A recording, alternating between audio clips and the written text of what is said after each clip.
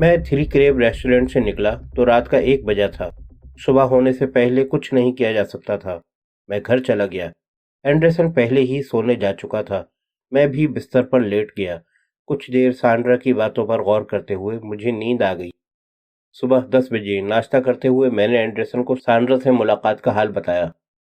तो अब क्या करना है? उसने पूछा। मैं मंकी को तलाश करने जा रहा हूँ, मैंने जवाब दिया। उसके बाद एंजेला को ठिकाने लगाना है। मैं चाहता हूँ कि तुम उसके साथ लगे रहो। मैं उसके बारे में इससे कहीं ज़्यादा मालूम करना चाहता हूँ जितना अभी मालूम है। उस पर नज़र रखो। मालूम करो कि वो क्या करती है, कहाँ जाती है। वो अपना सारा वक्त कॉटेज में तो नहीं गुजारती होगी। मैं जानना चाहता हूँ कि कोई उससे मिलने आता है या वो किसी से मिलने जाती है। अच्छी बात है, मगर तुम क्या करने जा रहे हो? मैं ब्रेकर्स बिल्डिंग के चौकीदार से मिलने जाऊंगा, मैंने बताया। मुमकिन है मंकी डॉली के पास छुपा हो। वो जो कुछ भी कर रहा हो, जहां भी हो, मेरी सारी तवज्जो उस पर मरकूज है। अच्छा, मैं जा रहा हूँ। अब रात को मुलाकात होगी। मैं ब्रेकर्स बिल्डिंग पहुंचा। उस वक्त 11 बजे थे। चौकीदार तहखाने में मिल गया। वो अपनी झाड़ू पकड़े खला में घूर रहा था। मुझे देखकर उसके चेहरे पर चमक आ गई। ओह, तो तुम फिर आ गए, वो बोला। क्या टहरी मिल गया? नहीं, अब मैं किसी और को तलाश कर रहा हूँ। क्या तुमने किसी छोटे कद के मोटे आदमी को देखा है जो सफेद जैकेट और चौड़े छज्जे का हैट पहनता है? मैं बहुत से लोगों को आते जाते देखता हूँ। मुझे बहुत से लोगों से दिलचस्पी नहीं। मुझे तो तुम किसी ऐसे आदमी के बारे में बताओ जिसका कद छोटा, जिसका मोटा है और जो सफेद जैकेट पहनता है। मुमकिन है मैंने उसे देखा हो, चौकीदार ने बेपरवाही से कहा। मैंने अपनी जेब से $10 का नोट निकाला। इससे तुम्हारी याददाश्त को मदद मिल सकती है। उसने मेरे हाथ से $10 का नोट झपटा और अपनी मैली कमीज की जेब में रख लिया। हाँ, वो डॉली का यार है। कभी कभी यहाँ आता है। मेरा ख्याल है कि वो उससे रकम लेना आता है। जो लोग यहाँ रहते हैं वो पसंद नहीं करते कि मैं उनके बारे में बातें करूं। अगर तुम उन्हें नहीं बताओगे तो उन्हें कुछ मालूम नहीं होगा। शायद तुम ठीक कह रहे हो। चौकीदार ने अपना बाजू खुजाया। मुझे उस आदमी का हुलिया बताओ। नहीं जनाब, वो इसे पसंद नहीं करेगा। मैं उससे झगड़ा करना नहीं चाहता, वो बोला। मैंने $10 का एक और नोट निकाला। क्या ये मेरे लिए है? चौकीदार नोट को घूरने लगा। हो सकता है। मुझे उस आदमी के हुलिये की जरूरत है, मैंने कहा। उसने कुछ सोचा, फिर इस बात में सर हिलाया। जैसा कि तुमने कहा, उसका कद छोटा है, देखने में सख्त मालूम होता है। मैंने उसे 2 मरतबा देखा और इतना ही काफी है। उसके चेहरे से लगता है कि किसी ने उस पर भारी रोलर फेर दिया है। चपटी नाक, चपटी पेशानी, चेहरा ऐसा जिसे देखकर कोई भी डर जाए। अब तो नोट दे दो। उसके बाल कैसे हैं, सियाह या सुनहरी? मुझे मालूम नहीं। वो उन पागलों में से है जो अपने सर मुंडवाते हैं। शायद इसीलिए वो हमेशा हैट ओढ़े रहता है। उसका सर किसी अंडे की तरह चिकना है। हद ये है कि अपनी भवें भी शेव करता है। वो यहाँ कितने कितने वक्फे से आता है, मालूम नहीं। मैं हमेशा तो लॉबी में नहीं होता हूँ कि उसे देख सकूं। चौकीदार की नजरें बदस्तूर नोट पर जमी थीं। वो कल रात यहाँ आया था और कम से कम मैंने उसे वापस जाते नहीं देखा। मुमकिन है वो अब भी अपनी दाश्ता के पास हो। ओके, मैंने उसे नोट दे दिया। फिर मुलाकात होगी। मैं जीना तय करके डॉली गलबर्ट के अपार्टमेंट तक गया। दरवाजे के लट्टू से एक तख्ती लटक रही थी जिस पर डोंट डिस्टर्ब लिखा था। मैंने दरवाजे के पास आकर चाबी के सुराख से कान लगा दिए। एक मर्द और एक औरत की आवाजें कानों में आईं। आवाजें वाज़ेह नहीं थीं, जिसका मतलब था कि वो दोनों बेडरूम में थे। मैं बिल्डिंग से निकलकर सड़क पर खड़ी अपनी कार के पास आया और अंदर बैठ गया। अपने आप को एक तवील इंतजार के लिए तैयार किया। कोई दूसरा काम नहीं था और इंतजार करने की मुझे आदत थी। मुझे 2 तवील घंटों तक इंतजार करना पड़ा। मेरी घड़ी में 1:40 हुए थे कि मैंने डॉली को एक नाटे कद के मोटे आदमी के साथ बिल्डिंग से बाहर निकलते देखा। मगर मेरी नजरें डॉली पर नहीं थीं, उस आदमी पर थीं। उसने गहरे रंग की स्पोर्ट्स कैप सर पर जमा रखी थी, सियाह और सफेद रंग का जैकेट पहने हुए था। उसका बगैर बालों का चेहरा खौफजदा करने वाला था। चौड़े कंधे, छोटी मगर मोटी टांगें, चपटा माथा और नाक। वो किसी गोरीले की तरह नजर आ रहा था। मुझे शुबा नहीं था कि ये ही मंकी है। ये सोचते हुए कि वो सूजी की मौत का जिम्मेदार है, दिल चाह रहा था कि उसे गोली मार दूं, मगर मैंने जब्त से काम लिया। वो डॉली के साथ चंद कदम चला, फिर गहरी सब्ज कैडिलॉक के पास रुक गया। चाबी से कार का मुकफ्फल दरवाजा खोला, अंदर बैठा। डॉली दूसरी तरफ से जाकर कार में बैठ गई। मैंने अपनी कार का इंजन स्टार्ट किया। جب وہ چلا تو میں بھی اس کے پیچھے تھا۔ وہ اوشن بلیوارڈ سے گزر کر ایک سائیڈ اسٹریٹ میں مڑ گیا اور ایک اطالوی ریسٹورنٹ کے سامنے کار روک لی۔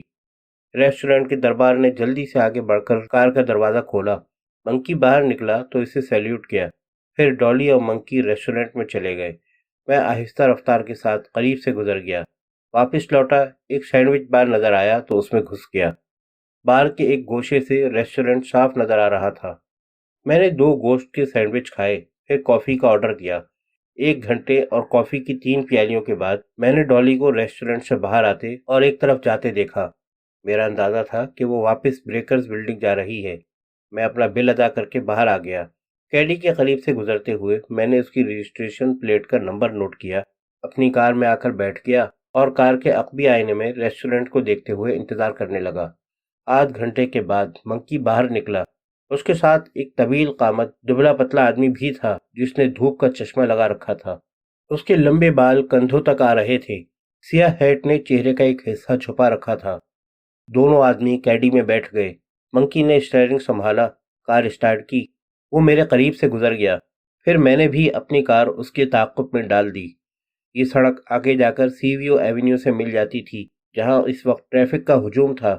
مجھے سڑک پر مڑنے کا موقع نہیں ملا اور منکی کی کار جلد ہی نظروں سے اوجھل ہو گئی۔ میں نیپچون ٹیورن کی طرف چل دیا۔ البرنی اپنی مخصوص جگہ بیٹھا بیئر پی رہا تھا۔ میں نے کار اس کے قریب لے جا کر روک دی۔ مجھے دیکھ کر وہ مسکرایا۔ میں کار سے اترا۔ یہ مختصر ملاقات ہے برنی، میں نے کہا اور $20 کا نوٹ اسے پکڑا دیا۔ تم ایک لمبے دبلے پتلے آدمی کو جانتے ہو؟ سر کے بال کالے اور لمبے، کالا ہیٹ پہنتا ہے اور دھوپ کا چشمہ لگاتا ہے۔ وہ کون ہے؟ زہر، ایک دم زہر۔ البرنی چوکا۔ اس سے دور رہنا مسٹر ویلس۔ اس کا نام سول ہرماس ہے۔ وہ ویلنسکی کی لانچ چلاتا ہے۔ کہاں ملے گا؟ تم میری ہلاکت کا سامان کر رہے ہو۔ البرنی بڑبڑایا۔ وہ سی وی ایونیو کے بنگلے کا مالک ہے۔ جب لانچ پر نہیں ہوتا تو بنگلے میں ہوتا ہے۔ شکریہ البرنی، میں نے کہا، کار میں بیٹھا اور سی وی ایونیو کی جانب روانہ ہو گیا۔ پرہجوم ٹریفک میں راستہ بناتے ہوئے کافی دیر میں ایونیو پہنچا۔ مطلوبہ بنگلہ بہت دور اور سمندر کے کنارے تنہا جگہ پر بنا ہوا تھا۔ یہ بنگلے سے زیادہ رینچ ہاؤس معلوم ہوتا تھا۔ کافی بڑا تھا، کم سے کم 5 بیڈ روم ضرور ہوں گے۔ تنہا مقام پر ہونے کے باوجود اس وقت اس جگہ لڑکے اور لڑکیوں کا ہجوم تھا۔ میں نے کچھ دیر انتظار کیا اور جب ہجوم کم ہوا تو بنگلے کے پاس سے گزرا۔ گیٹ کے پاس 2 آدمی یونیفارم پہنے کھڑے تھے۔ ایک پولیس ڈاگ بھی ان کے ساتھ تھا۔ مجھے یقین ہو گیا کہ منکی ضرور اس جگہ چھپا ہوا ہے۔ میں کچھ آگے جا کر رک گیا۔ میں اس کے باہر نکلنے تک انتظار کرنا چاہتا تھا۔ کچھ دیر انتظار کیا، پھر وہاں سے چل کر ایک فون بوتھ تک گیا۔ اندر جا کر سانڈرا کا نمبر ڈائل کیا۔ کچھ دیر کے بعد اس کی آواز ابھری۔ کون ہے؟ کیا تم سے بات ہو سکتی ہے؟ ہاں، جلدی اور مختصر۔ وہ ٹیرس پر موجود ہے۔ اچھا، تو ہم کہیں مل سکتے ہیں؟ شام 6 بجے 3 کریب ریسٹورنٹ میں، سانڈرا نے جواب دیا، پھر اچانک سخت لہجے میں بولی، مجھے افسوس ہے تم نے رانگ نمبر ڈائل کیا ہے۔ میں سمجھ گیا کہ ویلنسکی کمرے میں آ گیا ہوگا۔ میں واپس کار میں آ بیٹھا، پھر کچھ سوچا اور پولیس ہیڈ کوارٹر چل دیا۔ لیپسکی اپنے آفس میں مل گیا۔ ہیلو، میں نے کہا اور ایک کرسی گھسیٹ کر سامنے بیٹھ گیا۔ بہت مصروف ہو؟ کل تم آدھی رات کے قریب کہاں تھے؟ اس نے مجھے تیز نظروں سے گھورتے ہوئے پوچھا۔ اگر تم واقعی جاننا چاہتے ہو تو میں ایک گرل فرینڈ کے ساتھ تھا۔ کون گرل فرینڈ؟ کیا نام ہے اس کا؟ بیکار باتیں مت کرو، میں نے کہا۔ تم جانتے ہو کہ مجھ سے اس قسم کا سوال نہیں پوچھ سکتے۔ آخر تم یہ کیوں جاننا چاہتے ہو کہ میں کہاں تھا؟ ابھی رپورٹ ملی ہے کہ میامی پولیس نے سمندر سے ہینک اسمڈلے کی لاش برآمد کی ہے۔ کسی نے اس کے سر میں گولی مار کر اسے ہلاک کر دیا۔ اطمینان کی ایک لہر میرے جسم میں اتر گئی۔ ایک ختم ہوا، 2 باقی ہیں، اینجلا اور منکی۔ حیرت ہے، یہ کام کس نے کیا ہوگا؟ میں نے تعجب ظاہر کیا۔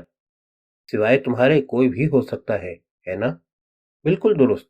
بہرحال اس بدمانس کے مرنے سے کوئی نقصان نہیں ہوا۔ میں کچھ معلوم کرنے آیا تھا۔ پہلی بات یہ کہ تم نے تیزاب کی واردات کے سلسلے میں کوئی اور بات معلوم کی؟ نہیں۔ لیپسکی دوسری طرف دیکھنے لگا۔ مجھے افسوس ہے ویلس کہ جو کچھ ہم جانتے ہیں وہ تم بھی جانتے ہو، اس کے علاوہ اور کچھ نہیں۔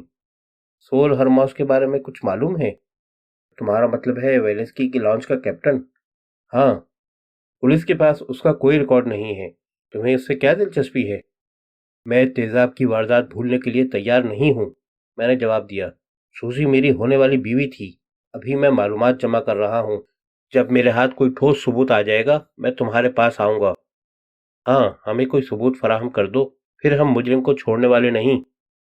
हरमास के मुतालिक क्या जानते हो? बड़ी ठाठ से रहता है, हिफाजत के लिए गार्ड सरकता है। हमारे पास उसके खिलाफ कुछ नहीं है। अगला सवाल, भोला मुक्की के बारे में क्या जानते हो? मैंने पूछा। लेपेस्की चौंक गया। उस जलील आदमी के बारे में क्यों पूछ रहे हो? मुझे यकीन है कि तेजाब उसी ने फेंका था। जो हुलिया मालूम हुआ है उससे मुताबिकत रखता है। उसने हैंक को अपने अपार्टमेंट में रहने की इजाज़त दे रखी थी। तेजाब की वारदात में दोनों मुलविस हैं। कोई सबूत है? लेपिस्की ने दिलचस्पी से पूछा। अभी तो नहीं, मगर जल्द ही मिल जाएगा। फिर मैं उसे तुम्हारे हवाले कर दूंगा। देखो वेलिस, तुम्हें अंदाजा नहीं है कि तुम किस मुसीबत को दावत दे रहे हो। लेपिस्की संजीदगी से बोला। मंकी बहुत खतरनाक आदमी है। मुझे तुम्हारे जज्बात का एहसास है। मुमकिन है तुम्हारा अंदाजा दुरुस्त हो कि यह हरकत मंकी ने की थी। ये उसी का तरीक़ाकार है, मगर वो बहुत चालाक है। तुम जुर्म साबित नहीं कर सकते। तुम इस बात को भूल क्यों नहीं जाते? हैंक मर चुका है। तुम्हारा हिसाब किसी न किसी हद तक बराबर हो गया। अब अपनी सलामती के लिए इस झगड़े से अलग हो जाओ। तुम जानते हो कि इस शहर में सैकड़ों अफराद को ब्लैकमेल किया जा रहा है, लेकिन शायद तुम्हें ये मालूम नहीं कि उनसे हर माह तकरीबन 15 लाख डॉलर वसूल किए जाते हैं।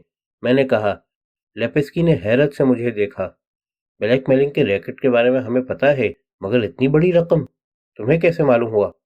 मेरे अपने जराए हैं, मैंने जवाब दिया। वो मुझे खबरें देते हैं और पुलिस से बिदकते हैं। अब मेरी बात सुनो। ब्लैकमेलिंग के शिकार हर माह की पहली को अदायगी करते हैं। बड़े लोग अपनी रकम हैंक को देते थे और छोटे मोटे शिकार वेलेंस्की की लॉन्च पर जाते हैं। रात के तकरीबन 3 बजे उनकी रकम वहां वसूल की जाती है। उस वक्त साहिली इलाका बिल्कुल सुनसान होता है। पुलिस के 2 कांस्टेबल ड्यूटी पर होते हैं, मगर वो माफिया के तनख्वाहदार हैं। उनसे छुटकारा पाकर 2 होशियार ऑफिसर ड्यूटी पर मुतय्यन करो, जिन्हें हर शख्स से पूछगछ का इख्तियार हासिल हो, खास तौर पर उनसे जो लॉन्च पर जाते हैं। इससे तुम्हें बहुत कुछ मालूम हो सकता है। हैंक का क्लब तो अब मौजूद नहीं, उसके हिस्से का काम कौन करता है? उसूलियाबी की नई जगह मुकर्रर कर दी गई है। जैसे ही मुझे मालूम हुआ कि वो कहाँ है, तुम्हें खबर कर दूंगा। मुझे चीफ से बात करना पड़ेगी, लेपेस्की ने सर खुजाते हुए कहा। मैं यही चाहता हूँ, जरा कुछ सरगर्मी दिखाओ। पहली तारीख में अभी 7 दिन बाकी हैं। मैं खड़ा हो गया। मंकी से तारुज मत करना, लेपेस्की ने कहा। तुम उससे नहीं निमट सकते। हमारे लिए भी उससे निजात पाना मुश्किल है। इस शहर में ऐसे कई बड़े लोग हैं जो अपना भांडा फूटने के मुकाबले में रकम देकर भांडा फोड़ने वाले का मुंह बंद रखना पसंद करते हैं। ये बात याद रखना। तुम तो इस तरह कह रहे हो जैसे मैं खुद नहीं जानता। एक बात तो बताओ, तुम लोग ये ब्लैकमेलिंग रैकेट खत्म करने के लिए कुछ कर रहे हो या नहीं? एक मुनज़्ज़म ब्लैकमेलिंग रैकेट को ख़त्म करना इंतहाई दुश्वार होता है, लेपेस्की ने जवाब दिया। हम जानते हैं कि वेलेंस्की ये काम करता है, लेकिन इससे कोई फ़ायदा नहीं। हमें 3-4 अफराद की ज़रूरत है जिन्हें ब्लैकमेल किया गया हो, और वो हमें इसकी रिपोर्ट करें। सिर्फ उसी वक्त हम कोई ठोस कार्रवाई कर सकते हैं। फ़र्ज़ करो कि हम खुशकिस्मत साबित हों। फ़र्ज़ करो 3-4 अशख़ास एतराफ़ कर लें कि उनकी ज़िंदगी में कोई ऐसी बात है जिसकी वजह से इन्हें ब्लैकमेल किया गया। तभी हम किसी मुजरिम पर हाथ डाल सकते हैं, मगर वो ऐसा नहीं करेंगे, क्योंकि फिर इस शहर में उनकी ज़िंदगी ख़त्म हो जाएगी।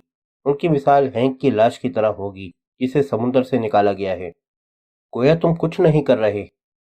तकरीबन ऐसा ही समझो, हम कुछ नहीं कर रहे हैं। अच्छा, कम से कम साहिल समुंदर से उन 2 कांस्टेबलों को तो हटा दो। मुमकिन है इस तरह तुम ब्लैकमेलिंग करने वालों को अपसेट कर सको। ठीक है, मैं चीफ से बात करूंगा, लेपिस्की ने वादा किया। अच्छा, फिर मुलाकात होगी, मैंने कहा और हेडक्वार्टर से बाहर निकल आया। मेरे पास इतना वक्त था कि घर जा सकूं। एंडरसन मौजूद नहीं था। मेरा अंदाजा था कि वो एंजेला की निगरानी कर रहा होगा। मैंने कुछ आराम किया, फिर गुस्ल करके लिबास बदला और 3 करेब रेस्टोरेंट रवाना हो गया। वहां पहुंचा तो 6 बजने में 3 मिनट बाकी थे। हेड वेटर वैली ने मुस्कुराते हुए मेरा इस्तकबाल किया और बताया कि सांड्रा मेरा इंतजार कर रही है। मैं सीढ़ियां तय करके ऊपर गया, दरवाजे पर दस्तक दी और अंदर दाखिल हो गया। सांड्रा मेज पर बैठी सिगरेट पी रही थी। हेलो वेलिस, ये मुलाकात मुख्तसर रहेगी। वेलेंस्की 7 बजे वापस आ जाएगा, उसने बताया। मैं उसके बिलमुकाबिल एक कुर्सी पर बैठ गया। इस वक्त भी मुझे उसकी जाज़बियत और जिनसी कशिश का पूरा एहसास था।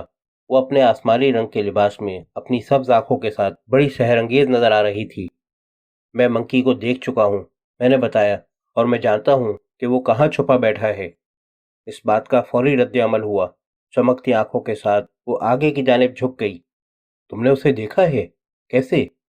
مختصر طور پر میں نے اسے وہ تمام باتیں بتائیں جو چوکیدار سے معلوم ہوئی تھیں۔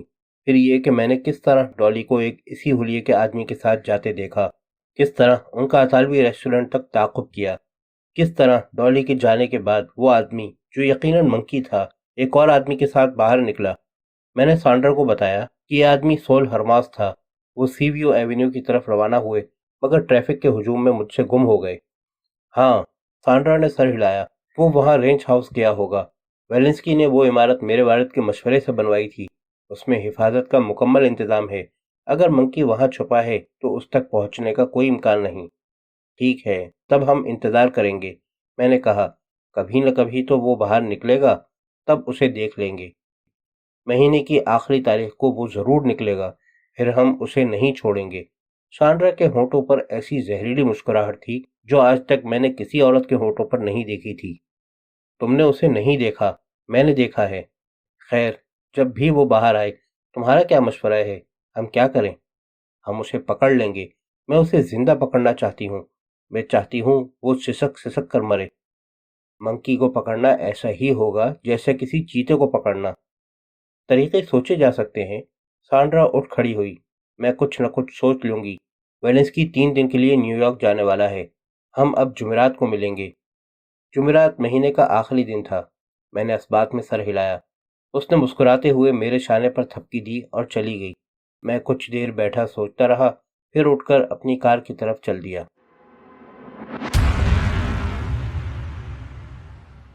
رات کے 10 بجے کے بعد میں وسکی پیتے ہوئے کچھ اہم باتوں پر غور کر رہا تھا کہ اینڈرسن آ گیا۔